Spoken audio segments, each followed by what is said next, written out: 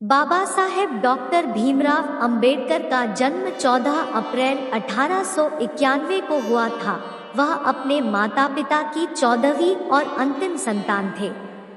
Doctor Baba Saheb Ambedkar के पिता सूबेदार रामजी मालोजी सकपाल थे। वह ब्रिटिश सेना में सूबेदार थे।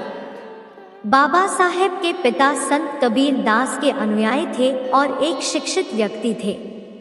डॉक्टर भीमराव रामजी अंबेडकर लगभग 2 वर्ष के थे जब उनके पिता नौकरी से सेवानिवृत्त हो गए थे। जब वह केवल 6 वर्ष के थे तब उसकी मां का निधन हो गया था। बाबा साहेब ने अपनी प्रारंभिक शिक्षा मुंबई में प्राप्त की। अपने स्कूली दिनों में ही उन्हें इस बात से गहरा सदमा लगा कि भारत में अछूत होना क्या होता है। डॉक्टर अंबेडकर अपनी स्कूली शिक्षा सतारा में ही कर रहे थे। दुर्भाग्यवश डॉ अंबेडकर की मां की मौत हो गई। उनकी चाची ने उनकी देखभाल की। बाद में वह मुंबई चले गए। अपनी स्कूली शिक्षा के दौरान वह अस्पृश्यता के अभिशाप से पीड़ित हुए। 1907 में मैट्रिक की परीक्षा पास होने के बाद उनकी शादी एक बाजार के खुले छप्पड़ के नीचे हुई। डॉक्टर अंबेडकर ने अपनी स्नातक की पढ़ाई एल्फिंस्टन कॉलेज, बॉम्बे से की, जिसके लिए उन्हें बड़ौदा के महामहिम सयाजीराव गायकवाड़ से छात्रवृत्ति प्राप्त हुई थी। स्नातक पूरी करने के बाद अनुबंध के अनुसार उन्हें बड़ौदा संस्थान में शामिल होना पड़ा। जब वह बड़ौदा में थे तब उनके पिता की मौत हो गई। वर्ष 1913 में डॉक्टर अंबेडकर को उच्च अध्ययन के लिए अमेरिका जाने वाले एक विद्वान के रूप में चुना गया। यह उनके शैक्षिक जीवन का एक महत्वपूर्ण मोड़ साबित हुआ। उन्होंने कोलंबिया विश्वविद्यालय से 1915 और 1916 में क्रमशः एमए और पीएचडी की डिग्री प्राप्त की। इसके बाद वह आगे की पढ़ाई करने के लिए लंदन गए।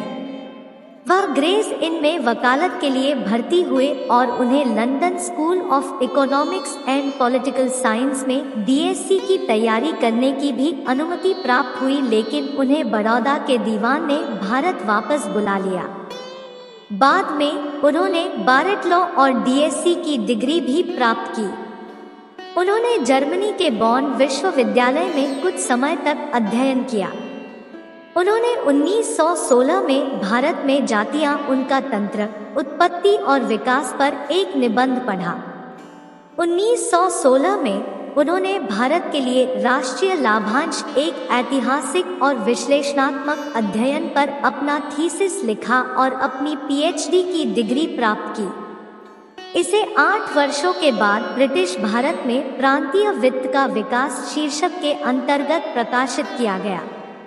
इस उच्चतम डिग्री को प्राप्त करने के बाद बाबा साहेब भारत वापस लौट आए और उन्हें बड़ौदा के महाराजा ने अपना सैन्य सचिव नियुक्त किया, जिससे कि उन्हें लंबे समय में वित्त मंत्री के रूप में तैयार किया जा सके।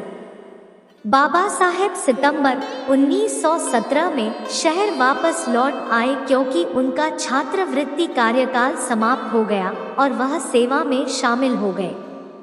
लेकिन नवंबर 1917 तक शहर में कुछ दिनों तक रहने के बाद वह मुंबई के लिए रवाना हो गए। अस्पृश्यता के कारण उनके साथ हो रहे दुर्व्यवहार के कारण वह सेवा छोड़ने के लिए मजबूर हो गए।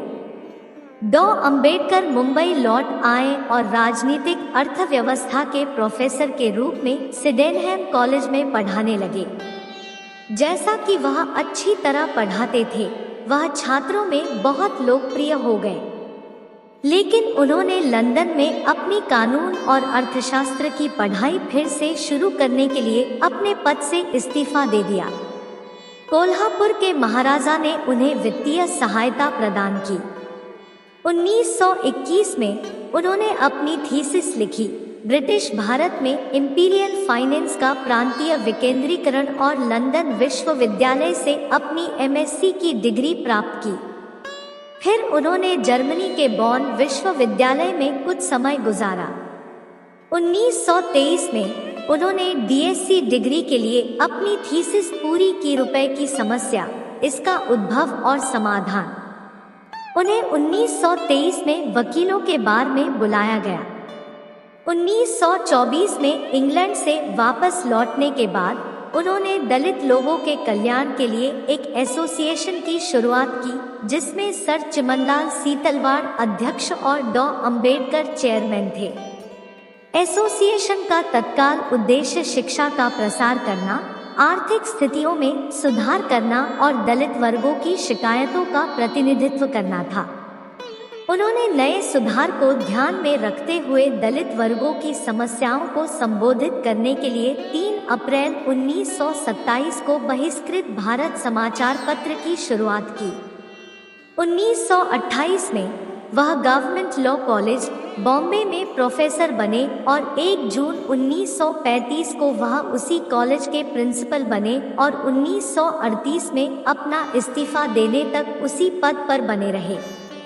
13 अक्टूबर 1935 को दलित वर्गों का एक प्रांतीय सम्मेलन नासिक जिले में येवला में आयोजित किया गया। इस सम्मेलन में उनकी घोषणा से हिंदुओं को गहरा सदमा लगा।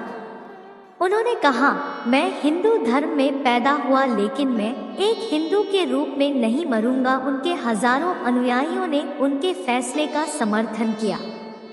1936 में उन्होंने बॉम्बे प्रेसिडेंसी महार सम्मेलन को संबोधित किया और हिंदू धर्म का त्याग करने की वकालत की।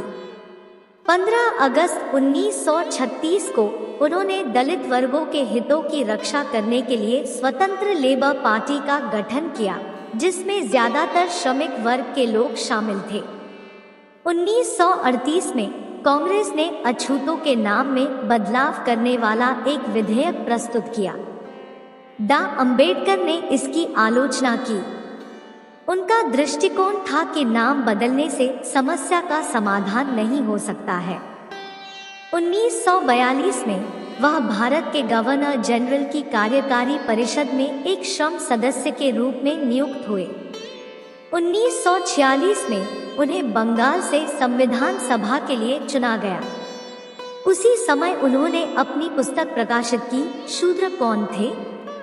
आज़ादी के बाद 1947 में उन्हें देश के प्रथम प्रधानमंत्री श्री जवाहरलाल